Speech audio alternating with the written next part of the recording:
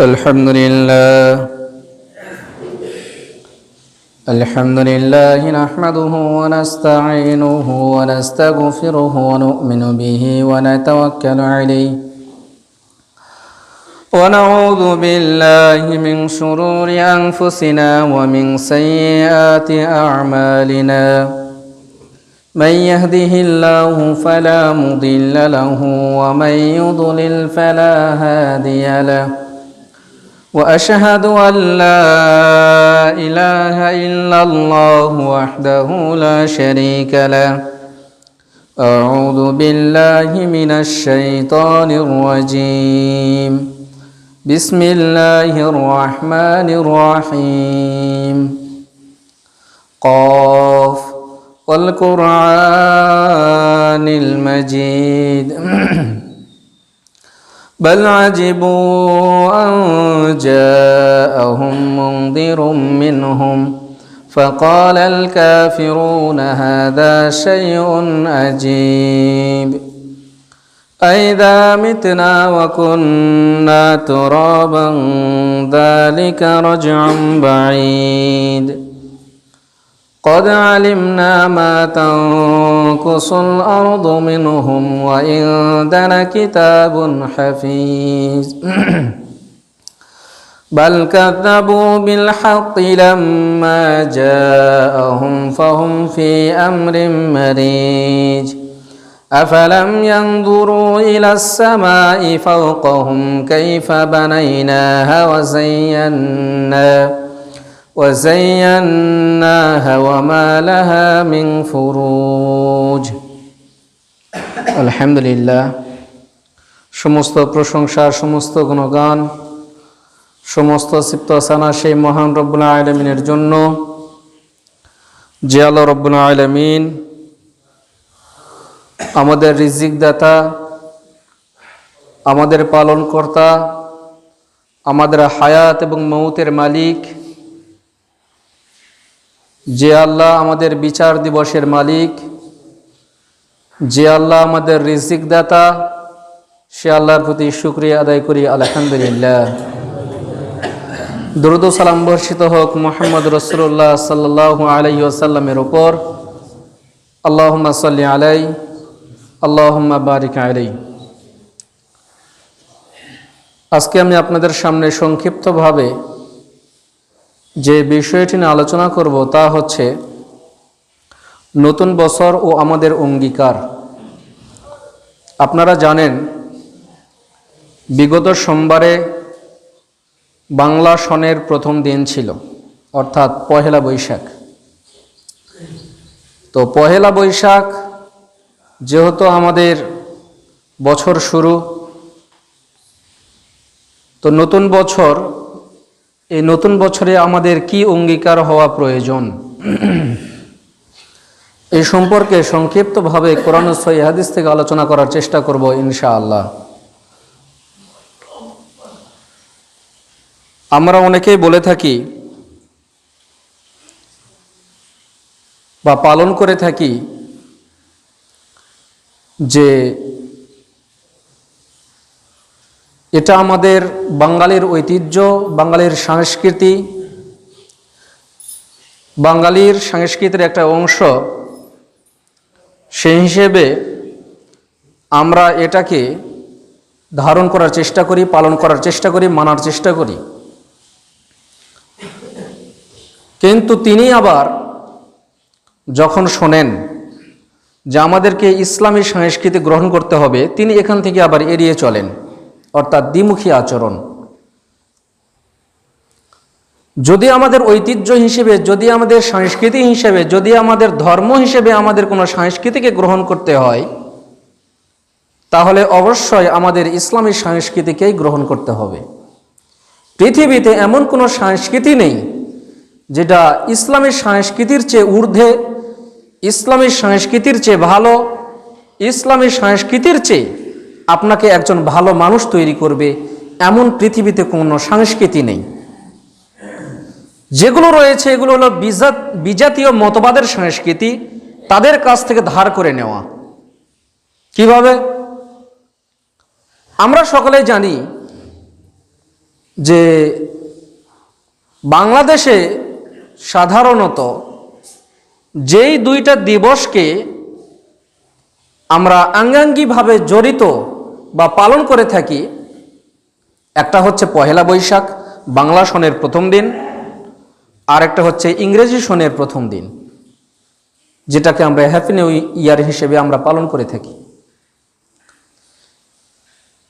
আমি যদি 1 মিনিট অথবা 2 মিনিটের জন্য যদি ধরে নেই যে এটা হলো বাঙালির সংস্কৃতি বা ঐতিহ্যের অংশ, এজন্য আমরা বাংলাকে ধারণ করেছি। আমার প্রশ্ন, আপনি ইংরেজিকে কোন সংস্কৃতি হিসেবে গ্রহণ করলেন? যদি বৈধই মনে করে করেন, আমি বলেছি 1 মিনিট অথবা 2 মিনিটের জন্য আমি ধরে নিলাম যেগুলো পালন করতে হবে, তাহলে আমরা পালন করি কি? একটা হলো পহেলা বৈশাখ, আর একটা হলো ইংরেজি সনের প্রথম দিন বা হ্যাপি নিউ ইয়ার। কিন্তু মুসলিম হিসেবে আমাদের যে আরবি সনের প্রথম দিন মুহররম বা মুহররমের প্রথম দিন, আমরা অনেকে জানি না যে আরবি মাসের প্রথম মাস হচ্ছে মুহররম মাস। কোন দিন আরবি মাসের প্রথম দিন আমরা অনেকে জানি না, অথচ আমরা বাঙালি হিসেবে পান্তা ইলিশ নিয়ে পড়ে আছি, যেটা 2 দিন আগে চালু হয়েছে, আর এটাকে তারা বলছে যে 1000 বছরের ঐতিহ্য। আরে বাংলা সনেরই তো 1000 বছর হয়নি, তাহলে বাঙালি এটা ঐতিহ্য 1000 বছরের হয় কিভাবে? আমার কথা মনে বুঝতে পারেননি? বাংলা সনের 1000 বছরই হয়নি, তো 1000 বছরের ঐতিহ্য হলো কিভাবে? কথাটা কি বুঝতে পেরেছেন? আল্লাহর নবী বলছেন, মান তাশাব্বাহা বিকওমিন ফাহুয়া মিনহুম। কোন ব্যক্তি যদি কোন বিজাতীয়র কে অনুসরণ করে, বিজাতীয় মানে মুসলিম ব্যতীত অমুসলিমের কোন কৃষ্টি, কালচার, সংস্কৃতিকে যদি গ্রহণ করে, তাহলে সে তাদের অন্তর্ভুক্ত বলে গণ্য হয়ে যাবে। অর্থাৎ আপনি যদি মুসলমান দাবি করেন, তাহলে আপনি যদি বলেন যে আমি ইংরেজি সনের প্রথম দিনকে আমি গ্রহণ করব, পালন করব, দিবস হিসেবে, আনন্দ হিসেবে পালন করতে হয়, বাংলা সনের প্রথম দিনকে পালন করব, পালন করতে হয়, তাহলে অবশ্যই আপনি সেই খ্রিস্টানদের অন্তর্ভুক্ত বলে গণ্য হয়ে যাবেন যদি ইংরেজি সনকে পালন করেন। অথচ ওই যে বলেছে 2 মিনিটের জন্য যদি ধরে নেই পালন করতে হবে, তাহলে আরবি সন কেন পালন করেন না? ইহুদি খ্রিস্টান আপনাদেরকে এমন ভাবে ঢুকিয়ে দিয়েছে যে বাঙালি ভুলে গিয়েছে যে সে মুসলমান।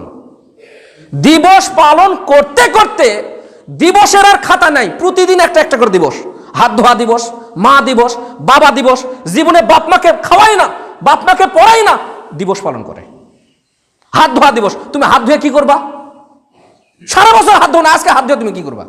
বাপ মাকে তুমি দেখো না, আজকে বাপ মা দিবস পালন করে তুমি কি করবা? তুমি বাপ মা দিবসে বাপ মায়ের অ্যাকাউন্টে 10 লাখ টাকা দিয়ে বলো, এই যে ধরো অ্যাকাউন্ট নাম্বার, তোমার অ্যাকাউন্টে আমি 10 লাখ টাকা দিয়ে আসলাম, তোমাকে আমি অনেক ভালোবাসি।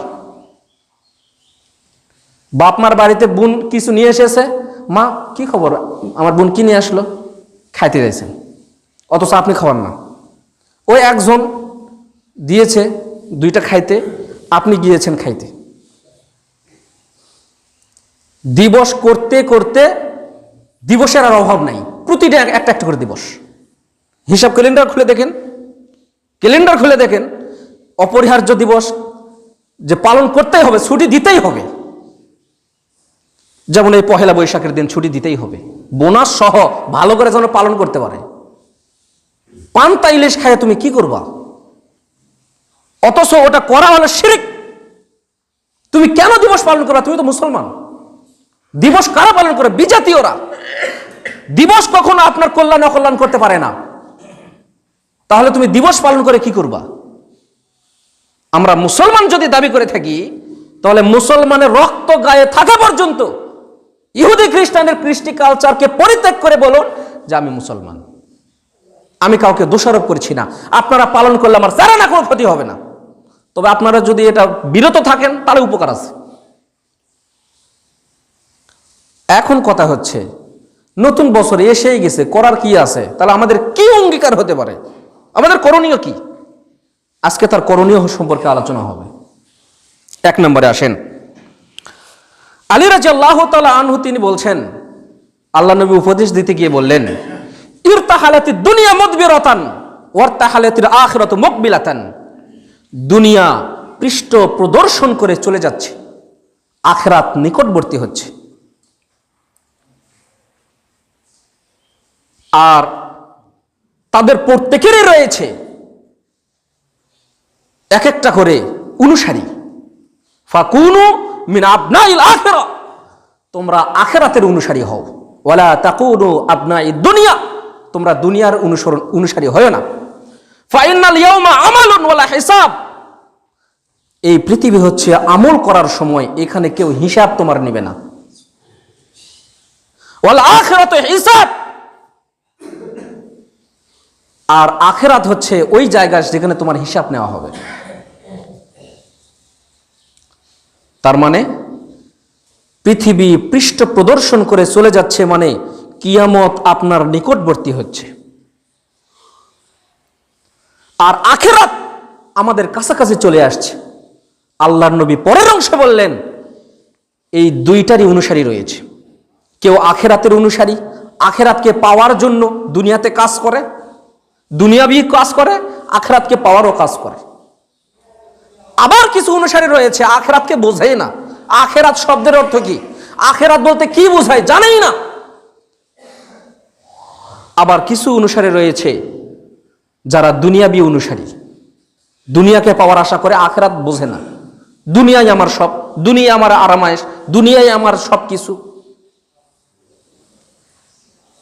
আল্লাহ নবী বললেন, তোমরা আখিরাতের অনুসারী হও। ওয়ালা তাকুনু আবনাই দুনিয়া, তোমরা দুনিয়ার অনুসারী হয় না।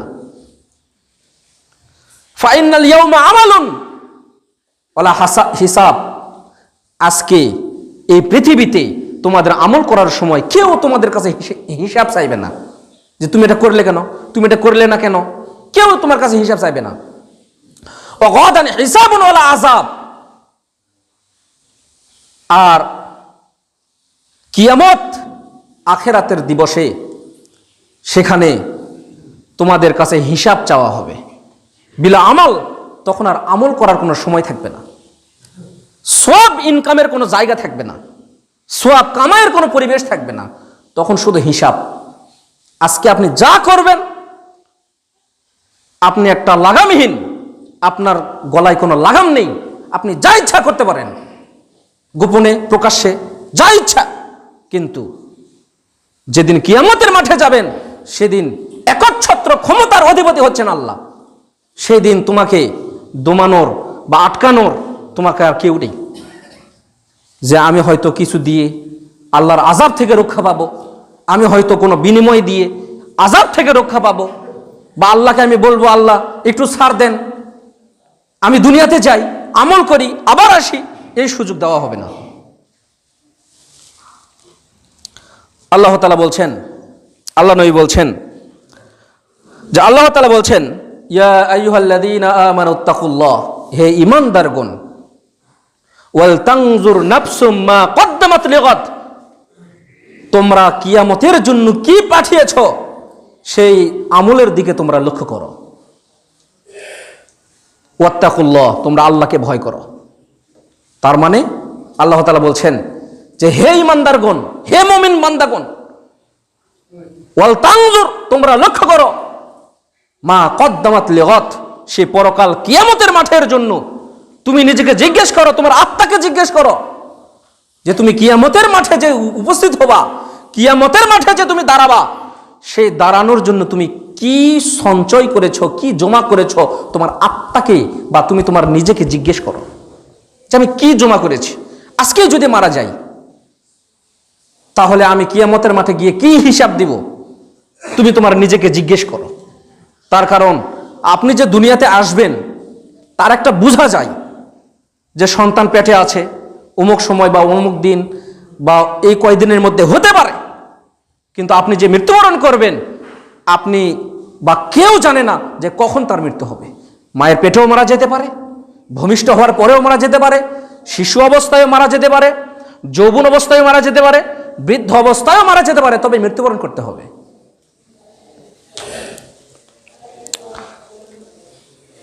আল্লাহর নবীকে জিবরিল আলাইহি ওয়াসাল্লাম এসে বলছেন, ইয়া মুহাম্মদ ইশ মাশিতা ফাইন্নাকা মাইত, তুমি যতদিন ইচ্ছা তুমি বেঁচে থাকো দুনিয়াতে, সমস্যা নেই, ফাইন্নাকা মাইত, তোমাকে মৃত্যুবরণ করতে হবে। ইয়া মুহাম্মদ, তিনি কে? আমাদের নবী, সর্বশেষ এবং সর্বশ্রেষ্ঠ নবী মুহাম্মদুর রাসূলুল্লাহ সাল্লাল্লাহু আলাইহি ওয়াসাল্লাম। তিনাকে আল্লাহ তাআলা নিজে ধমক দিয়ে বলছেন, ইয়া মুহাম্মদ, হে মুহাম্মদ, ইশ মাশিতা, যতদিন তুমি চাও দুনিয়াতে থাকো, ফাইন্নাকা মাইত, তোমাকে মৃত্যুবরণ করতে হবে। এখানে একটা আকীদাগত বিষয় আছে। আমাদের কিছু কিছু ভাইয়ের আকীদা মুহাম্মদুর রাসূলুল্লাহ সাল্লাল্লাহু আলাইহি সাল্লাম তিনি মারা যাননি। স্পষ্ট এখানে কথা, প্রতিটি আত্মা তার রুহের জগতে আছে, কিন্তু তিনি দুনিয়াবী জীবন থেকে কি হয়ে গেছেন? ইন্তেকাল বা স্থানান্তরিত হওয়া, এক অবস্থা থেকে আরেক অবস্থায় চলে যাওয়া, এটাকে বলা হয় ইন্তেকাল। আপনি এই দুনিয়াবী অবস্থায় ছিলেন, তারপরে কবরের অবস্থায় যেটা মৃত্যু ঘটানো হবে বা বান্দার মৃত্যু হবে, তিনি সেই মৃত্যুর জগতে চলে গিয়েছেন, মানে রুহের জগতে, ওই জগতে বেঁচে আছেন। কিন্তু কবরে যে তিনি বেঁচে আছেন, নামাজ পড়ছেন, খাওয়া দাওয়া করছেন, বিষয়টি এরকম নয়। এখানে কিছু ভাইয়ের প্রশ্ন থাকে। তো ওই যে একটা হাদিস আছে যে কোনো ব্যক্তি যদি কবরে মাটি দেওয়ার পরে চলে আসে, তাহলে মৃত ব্যক্তি তাদের পায়ের খটখট আওয়াজ শুনতে পায়, এরকম একটা দলিল দেওয়া হয় না?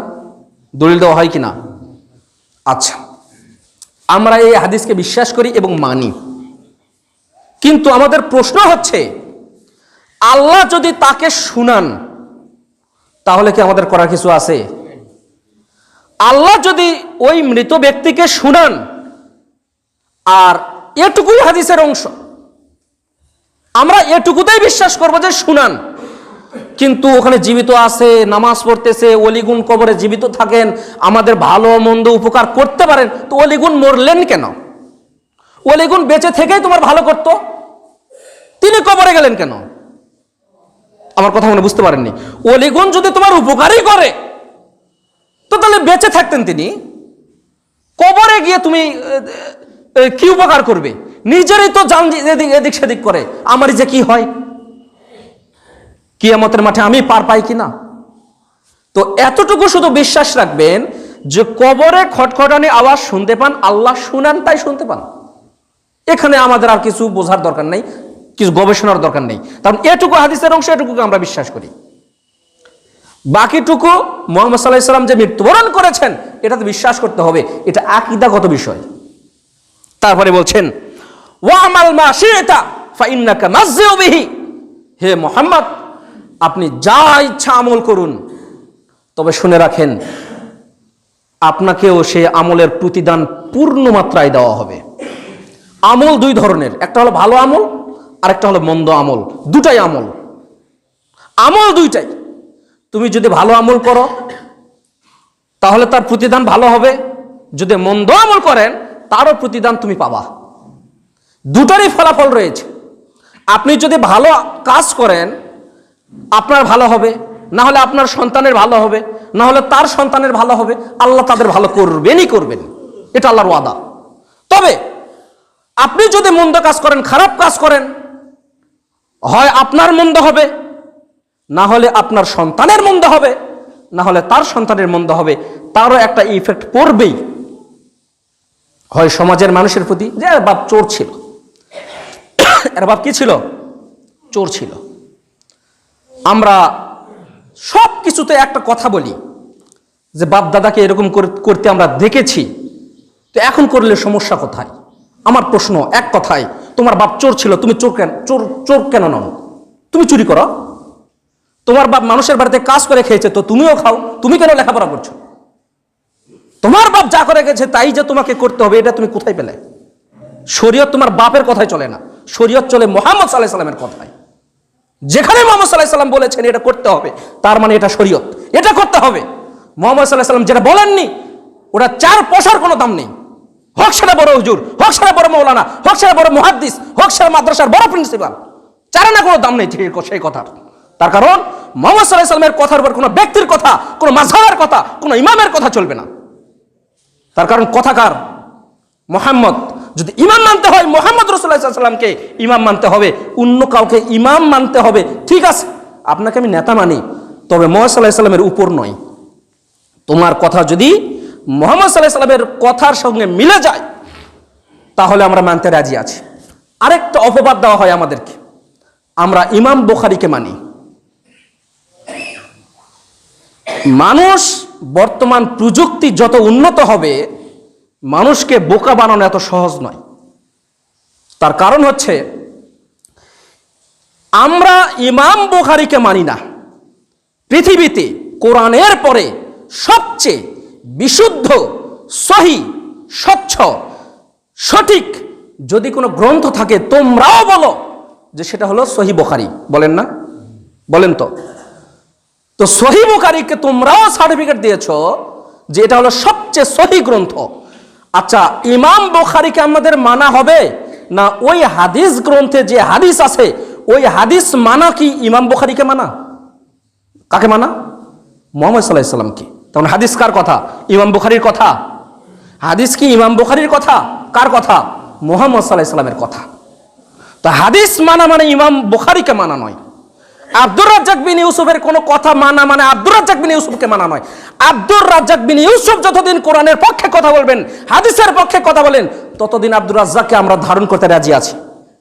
যেই দিন আব্দুর রাজ্জাক বিন ইউসুফ কোরআন থেকে ভুল কথা বলবেন, কোরআনে যেটা নেই, হাদিস থেকে এমন কথা বলবেন যেটা হাদিসে নেই, আব্দুর রাজ্জাক বিন ইউসুফের 5 পয়সার কোনো দাম আছে? দাম আছে? যতদিন কোরআন হাদিসের পক্ষে কথা বলবেন আমার তো ধারণ করতে রাজি আছি। কথা ঠিক আছে? এটাই হলো আহলে হাদিস, এটাই হলো আহলে হাদিসের মাযহাব, যে মুহাম্মদ সাল্লাল্লাহু আলাইহি ওয়াসাল্লামের কথার উপর কারো কোনো কথা চলবে না। তারপরে বলছেন ওয়া আহবিব মান শিতা ফাইন্নাকা মুফারিকুহু ওয়া আহবিব মান শিতা। জিবরিল মুহাম্মদ সাল্লাল্লাহু আলাইহি ওয়াসাল্লামকে বলছেন, হে মুহাম্মদ, আপনি যাকে ইচ্ছা আপনি ভালোবাসুন, আত্মীয়তার বন্ধনে আবদ্ধ করুন, কিন্তু শুনে রাখেন তাকে ছেড়েও আপনাকে পরকালে গিয়ে উঠতে হবে, তাকে পৃথক করে তোমাকে কবরে যেতে হবে। তার মানে নতুন বছরের অঙ্গীকার আপনার হতে হবে যে আমাকে কবরে যেতে হবে, আমাকে পরকাল বলে কিছু আছে, আখেরাত বলে কিছু রয়েছে, কিয়ামতের মাঠ বলে কিছু রয়েছে, জান্নাত জাহান্নাম বলে কিছু রয়েছে, এগুলোকে আমাদের স্মরণে রাখতে হবে। আল্লাহ সঠিক বোঝার তৌফিক দান করুন, আল্লাহুম্মা আমিন।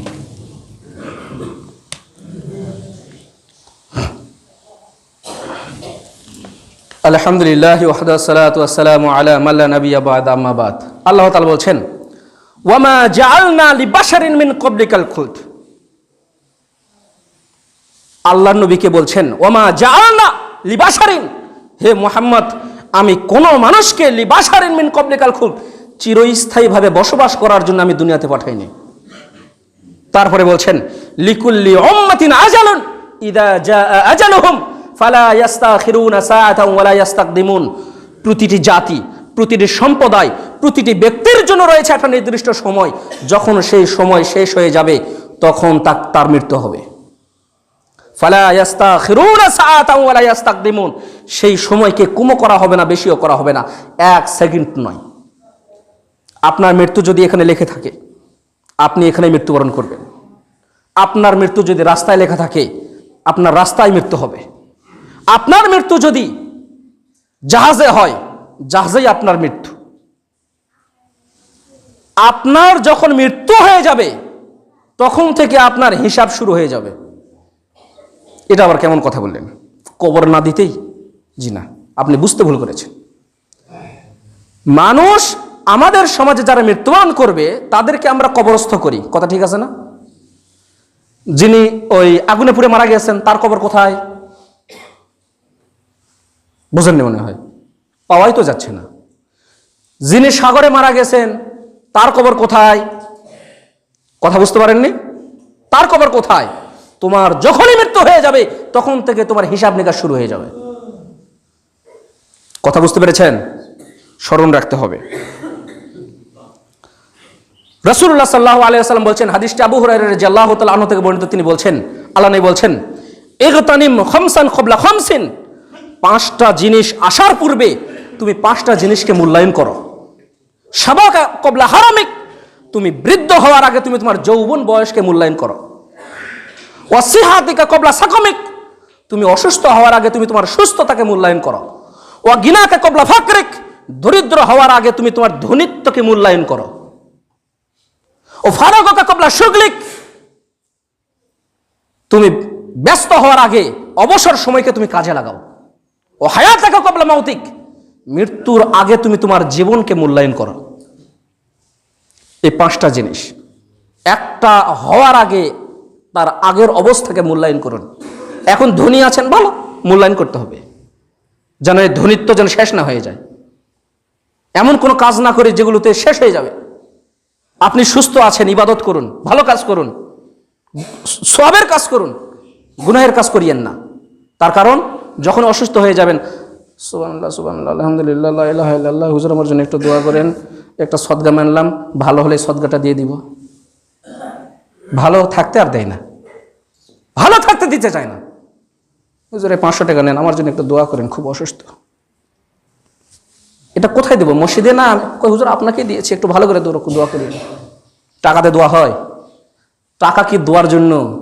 মানুষ ভুল বোঝায় যে হুজুরকে টাকা দিলে যত বেশি টাকা তত বেশি কি দোয়া, যত ভালো টাকা তত ভালো দোয়া। ভুল ধারণা। মানুষের কাছ থেকে দোয়া চাইতে হবে, টাকা দিতে হবে কেন? আমরা এগুলো বলি এই জন্য সমস্যা। কয় হুজুররা ফতোয়া উল্টে দিচ্ছে। আরে মানুষ এটা বোঝা দরকার যে মিলাদ খেলে কার উপকার? আমার উপকার। টাকা দিলে কার উপকার? আমার উপকার। তো আমরা এগুলো নিষেধ করি কেন? কোরআন হাদিসে নেই। স্মরণ রাখতে হবে। এখন আসেন, এই নতুন বছরে আমাদের কি কি অঙ্গীকার হতে পারে? ওগুলো গেল আপনাকে স্মরণ করে দেওয়ার জন্য, যে আপনি কে, আপনি কে, আপনাকে স্মরণ করে দিলাম। এখন আসেন আমাদের কি অঙ্গীকার হবে? সংক্ষিপ্ত কথায়, আলোচনা বেশি দীর্ঘায়ু করব না। 1 নম্বর হচ্ছে, সর্বাবস্থায় আল্লাহকে ভয় করতে হবে। এ সম্পর্কে দলিল হচ্ছে, ইয়া আইয়ুহাল্লাযীনা আমানুত্তাকুল্লাহ হাক্কা তুকাতি ওয়া লা তামুতুন্না ইল্লা ওয়া আনতুম মুসলিমুন। আল্লাহকে ভয় করো, পরিপূর্ণ মুসলমান না হয়ে মৃত্যুবরণ করিও না। আনাস রাদিয়াল্লাহু তাআলা আনহু তিনি বলছেন, একজন গ্রাম্য বেদুইন লোক আল্লাহ নবীকে এসে বলছেন, আল্লাহ নবী, কিয়ামত কখন হবে? আল্লাহ নবী তখন তাকে বললেন, মা আদাত্তা লাহা ক্বালা, তুমি কিয়ামত কিয়ামত বলতেছ, তো কিয়ামত যে হবে, তো মৃত্যু হবে, তো তুমি তার জন্য কি প্রস্তুতি গ্রহণ করেছ? গ্রাম্য বেদুইন সরল সোজা মানুষ, যেমন আমরা গ্রাম্য মানুষ। শহরে যদি যাই, চালাক মানুষ না? ছেলেটাকে যদি চালাক বানাও, শহরে পাঠাও। তুমি যদি বোকা হতে চাও, গ্রামে চলে যাও। গ্রামের মানুষ বোকা মানুষ। আপনি বলবেন আমি খুব চালাক, জি না, আপনি শহরে যান, দেখবেন যে চালাকের গাড্ডি ওখানে বসে আছে। তারপরে বলছেন, সরল সোজা মানুষ সোজা সাপটা উত্তর দিচ্ছে, মা দাত্তুলাহা, আল্লাহ নবী, আমি তো কিছুই করি না। মিন সলাতিন সিয়ামিন যাকাতিন, আমি যাকাত দেই না, সিয়াম পালন করি না, আমি সলাত আদায় করি না, কিছুই করি না। ওয়ালাকিন্নী উহিব্বুল্লাহ ওয়া রাসূলাহ, আল্লাহ নবী, তবে আমি খালিস অন্তর থেকে মুহাম্মদুর রাসূলুল্লাহ সাল্লাল্লাহু আলাইহি সাল্লামকে, আল্লাহকে এবং মুহাম্মদ সাল্লাল্লাহু আলাইহি সাল্লামকে ভালোবাসি, এবং ভালোবাসি না, এবং এটা বাস্তবায়নও করি। অর্থাৎ তাওহীদ, আল্লাহকে এক বলে মুহাম্মদকে নবী হিসেবে পালন করে।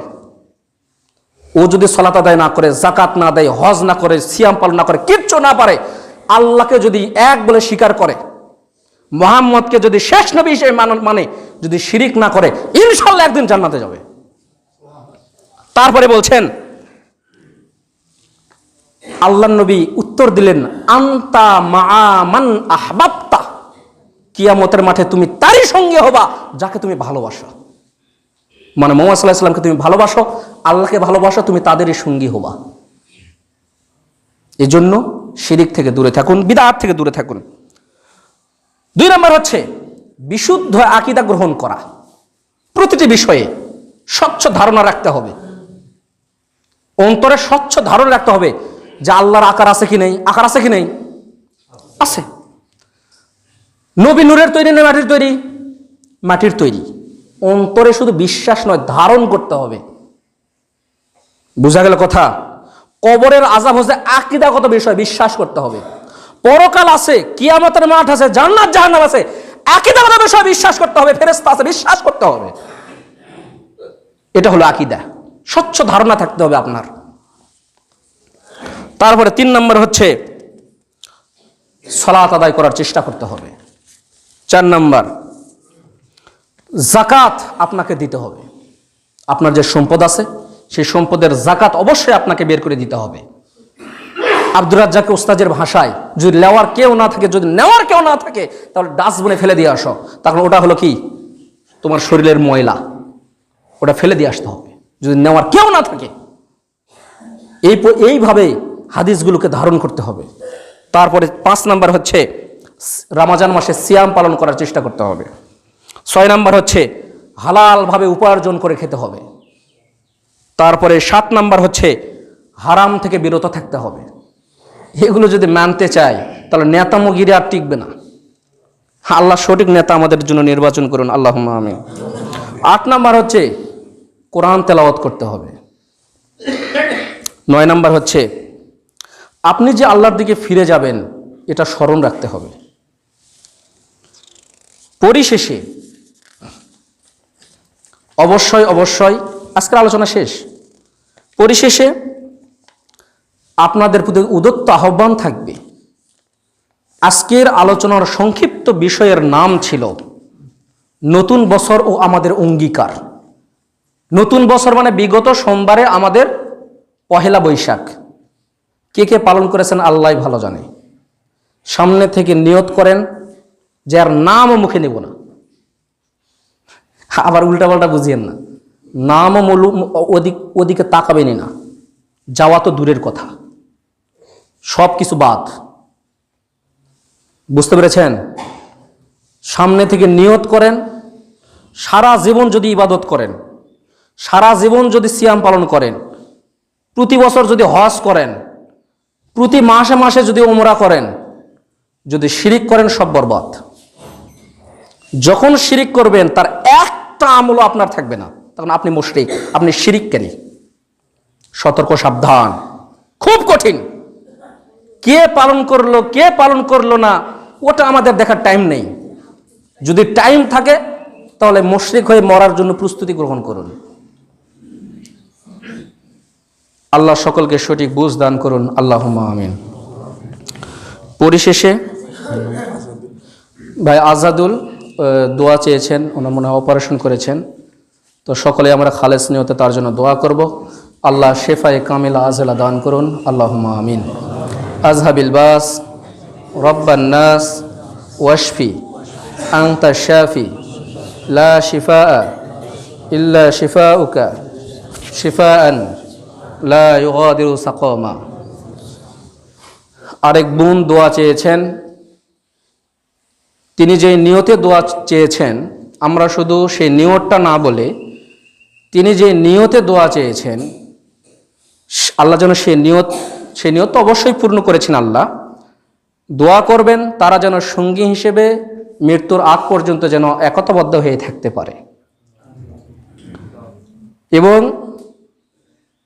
মসজিদে 500 টাকা দান করেছেন, আল্লাহ যেন তার দানকে কবুল করে নেয়। আরও যদি কোনো মনের আশা থাকেন বা কোনো কিছু থাকেন, যাবতীয় যে নিয়তে দোয়া চেয়েছেন আল্লাহ যেন সেই নিয়তকে পূর্ণ করে নেন। আল্লাহ যারা কবরে শায়িত রয়েছে তাদের কবরের আযাবগুলোকে মাফ করে দাও। আমরা যেন শিরক থেকে বিরত থাকতে পারি সেই তৌফিক দান করো, বিদআত থেকে যেন বিরত থাকতে পারি সেই তৌফিক দান করো, আমরা যেন হালালভাবে উপার্জন করে খেতে পারি সেই তৌফিক দান করো, হারাম থেকে যেন বিরত থাকতে পারি সেই তৌফিক দান করো। আল্লাহ আমাদের সমাজে যারা এখন বর্তমানে জীবিত রয়েছে সকলের সুস্থতা দান করো।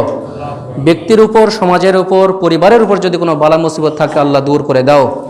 যাবতীয় অবস্থায় আল্লাহ তুমি আমাদেরকে ধৈর্য ধারণ করার তৌফিক দান করো। আল্লাহ তুমি আমাদের মনের কথা জানো, তুমি ছাড়া কেউ জানে না। আল্লাহ তুমি আমাদের মনের নেক নিয়তগুলোকে পূর্ণ করে দাও। আমাদের অন্তরে যদি কোনো বদ নিয়ত, খারাপ নিয়ত, অসৎ নিয়ত যদি থেকে থাকে আল্লাহ, সেগুলোকে তুমি দূর করে দাও। আল্লাহ তুমি আমাদের খালেস বান্দা হিসেবে, একজন খাঁটি বান্দা হিসেবে তুমি তোমার কাছে নিয়ে যাও এবং সেইভাবে যেন আমাদের মৃত্যু হয় সেই তৌফিক দান করো। এই বলে আজকের জুমার সংক্ষিপ্ত আলোচনা এখানে শেষ করছি। আল্লাহুম্মা সাল্লি আলা মুহাম্মদ ওয়া আলা আলি মুহাম্মদ কামা সাল্লাইতা আলা ইব্রাহিম ওয়া আলা আলি ইব্রাহিম ইন্নাকা হামিদুম মাজিদ। আল্লাহুম্মা বারিক আলা মুহাম্মদ ওয়া আলা আলি মুহাম্মদ কামা বারাকতা আলা ইব্রাহিম ওয়া আলা আলি ইব্রাহিম ইন্নাকা হামিদুম মাজিদ। আল্লাহুম্মা আনসুরিল মুসলিমিনা ফি কুল্লি মাকান। اللهم انصر المسلمين في كل مكان. اللهم اعز الاسلام والمسلمين. اللهم اعز الاسلام والمسلمين. رب ارحمهما كما ربياني صغيرا. رب ارحمهما كما ربياني صغيرا. رب ارحمهما كما ربياني صغيرا. اللهم اجرنا من النار. اللهم اجرنا من النار. اللهم اجرنا من النار. ربنا آتنا في الدنيا حسنة وفي الآخرة حسنة وقنا عذاب النار. ربنا ظلمنا أنفسنا وإن لم تغفر لنا وترحمنا لنكونن من الخاسرين. سبحانك اللهم وبحمدك أشهد أن لا إله إلا أنت أستغفرك وأتوب إليك. السلام عليكم ورحمة الله وبركاته.